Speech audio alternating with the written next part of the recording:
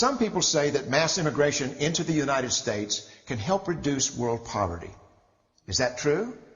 Well, no, it's not. And let me show you why. This gumball represents the 1 million legal immigrants that the United States has taken every year on average since 1990.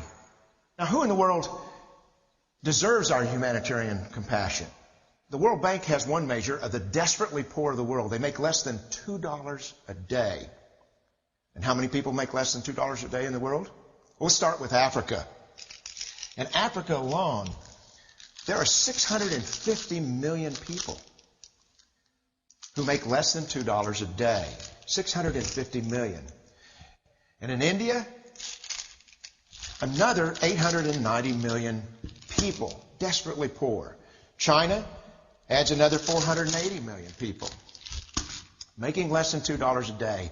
And unfortunately, the rest of Asia has a heartbreaking 810 million people who the World Bank says make less than $2 a day. And finally, there's 105 million of Latin America's population that are desperately poor. All told, the World Bank says there are 3 billion people in the world. 3 billion people who are desperately poor, making less than $2 a day. That's 3,000 gumballs. And every year, we take 1 million and suggest that we've somehow made a humanitarian difference. Of course, we don't pull our immigrants from these desperately poor populations, do we? These people are too poor, too sick, too disconnected to make it here as immigrants. We tend to pull our immigrants out of the better off poor of the world.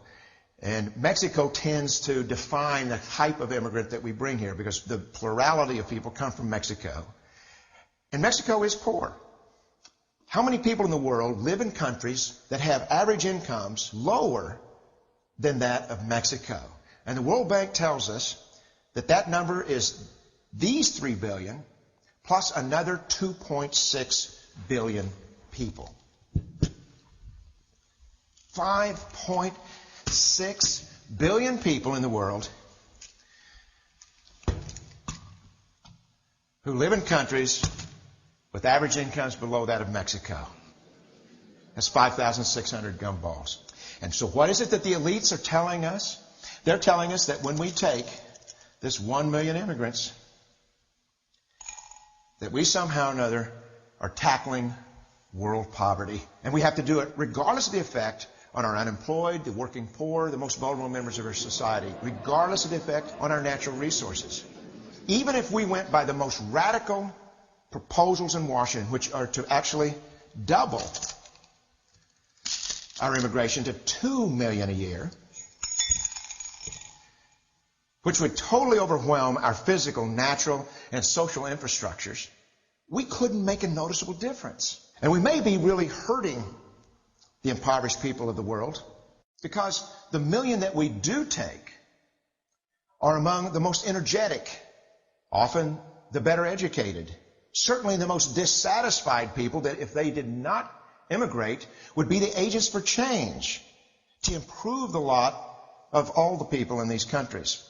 The true heroes in the global humanitarian field are the people in these countries who have the wherewithal to immigrate to another country, but instead stay in their countries, to apply their skills to help their fellow countrymen.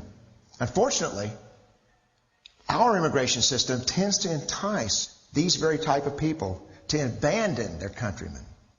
The impossibility of making even a dent is actually worse than it looks here. Because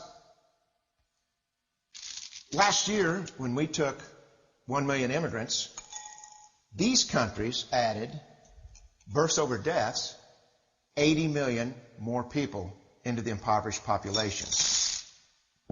And this year, Congress is bringing in 1 million legal immigrants.